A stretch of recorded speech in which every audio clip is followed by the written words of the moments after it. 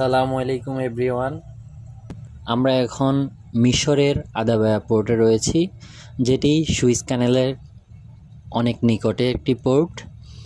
আমরা এখান থেকে ডাই অ্যামোনিয়াম ফসফেট লোড করতেছি, যেটা এক প্রকার সার, যেটি ব্যবহারের ফলে জমিতে উদ্ভিদের শিকড় বাড়তে সাহায্য করে, ফলন বৃদ্ধি হয় এবং মাটির উর্বরতা বৃদ্ধি পায়। আমরা এখানে লোড করতেছি, আপনারা দেখতে পাচ্ছেন যে আমরা শুটারের মাধ্যমে লোড করতেছি।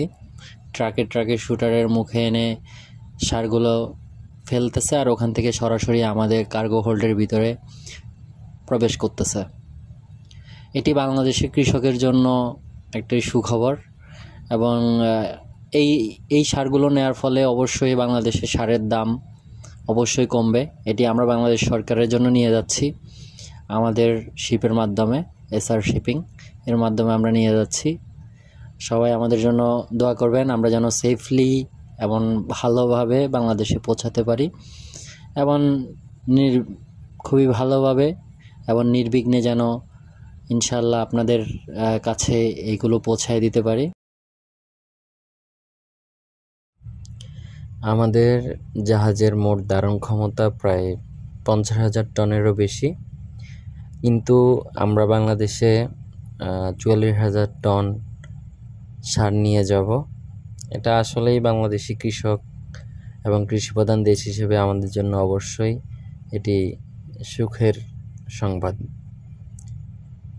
শুরুতে আমরা আসলে এই সার নেওয়ার জন্য সুইস ক্যানেলের পাশে প্রায় এক সপ্তাহের মতো অপেক্ষা করা লাগছিল, কারণ বাংলাদেশের গভর্নমেন্ট এবং বাংলাদেশের সচিবের সাথে আমাদের এখানের যে ক্লায়েন্ট আছেন ওনাদের বাজার দরের মধ্যে একটু পার্থক্য তৈরি হয়েছিল। সর্বশেষ আসলে দাম দর সব কিছু ঠিক করে আমরা আজকে লোডিং করতে ঢুকেছি এবং আলহামদুলিল্লাহ অনেক ভালো রেটের লোডিং হচ্ছে। ইনশাল্লাহ সব কিছু ঠিক থাকলে আগামী 3 দিনের মধ্যেই আমরা লোড করতে সম্পন্ন হব। আসসালামু আলাইকুম।